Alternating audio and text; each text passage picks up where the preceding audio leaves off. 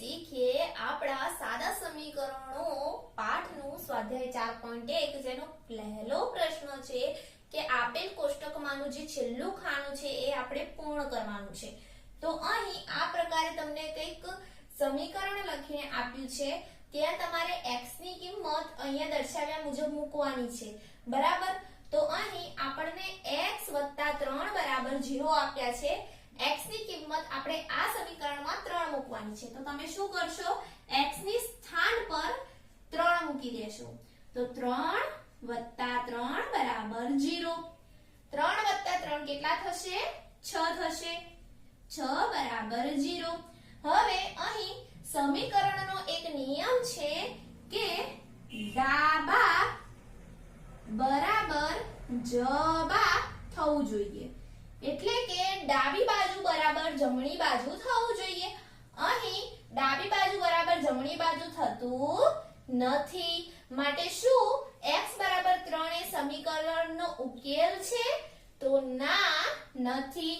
તો તમારે કોષ્ટકનું જે છેલ્લું ખાનું છે ત્યાં ના લખવાનું છે, બરાબર। બીજું સમીકરણ જોઈએ, જ્યાં x + 3 = 0 આપ્યા છે। અહીં આપણે x નું મૂલ્ય 0 લઈશું, તો અહીં x = 0 લખીએ, +3 = 0। તો x + 3 કરીએ તો 3 જવાબ આવશે, તો 3 = 0। તો અહીં શું ડાબા બરાબર જબા થાય છે? ના। તો અહીં આપણો જવાબ આવશે ના, એટલે કે x = 0 એ આ સમીકરણનો સાચો ઉકેલ નથી। પછી ત્રીજું સમીકરણ આલ્યું છે x + 3 = 0। અહીં x બરાબર આપણે -3 લેવાના છે, તો x બરાબર -3 લઈએ, +3 = 0। તો અહીં માઈનસ પ્લસ શું થઈ જશે? માઈનસ। તો 3 માંથી 3 જાય તો જવાબ શું આવે? 0। તો 0 = 0, માટે x = -3 એ આપણા સમીકરણનો સાચો ઉકેલ છે। તો અહીં જવાબ શું લખશો તમે? હા, બરાબર ને। હવે એના પછીનું સમીકરણ આપ્યું છે x - 7 = 1, બરાબર। અહીં x = 7 લઈશું, ફટાફટથી ગણીએ। 7 લીધા, -7 = 1, 7 માંથી 7 જાય તો 0, 0 = 1। શું x = 7 લેતા સમીકરણનો સાચો ઉકેલ મળ્યો? ના। તો જવાબ લખીશું ના। હવે અહીં આપણે લેવાના છે x = 8। તો ચલો x = 8 લીધા, -7 = 1, 8 માંથી 7 જશે, 1 = 1। આવી ગયું ડાબા બરાબર જબા। તો અહીં આપણો સમીકરણનો ઉકેલ મળી જાય છે, માટે હા x = 8 લેશું તો આપેલ સમીકરણનો ઉકેલ મળી જશે।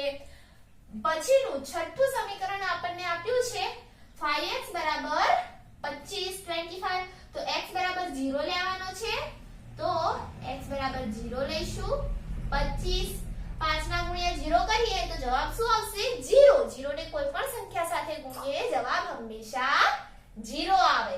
તો 0 = 25। શું સમીકરણનો ઉકેલ મળ્યો? ના।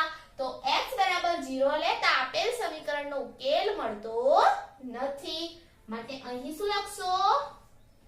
ના। તો વિદ્યાર્થી મિત્રો, એના પછીનો આપણો 7મો દાખલો છે, જેમાં આપણે x નું મૂલ્ય 5 લઈશું, છઠ્ઠા જેવો જ છે, ફક્ત x નું મૂલ્ય આપણે 5 અહીં લેવાનું છે। તો અહીં 5 = 25। આ ગુણાકારમાં કહેવાય, તો પાય 25, તો 25 = 25। તો અહીં આપણું સમીકરણ સંતુલિત થાય છે, તો હા। તો અહીં જવાબ લખી દેવાનો છે હા। પછી 5x = 25 છે, જેમાં x બરાબર આપણે -5 લઈશું, તો અહીં 5, અહીં -5, અહીં 25।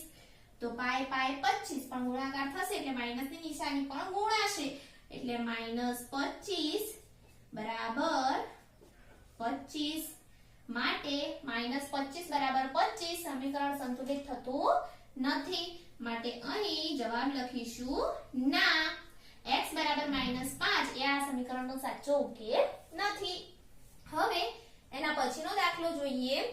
m ભાગ્યા 3 બરાબર 2 આપ્યા છે. m બરાબર -6 લઈશું તો અહીં m બરાબર આપણે -6 લઈશું.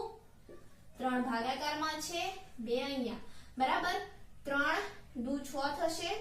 2 આવે છે ખરા પણ 2 કેવા આવશે માઈનસમાં તો આ સમીકરણનો ઉકેલ થશે તો ના નહીં થાય માટે ના m બરાબર -6 એ સમીકરણનો સાચો ઉકેલ નથી.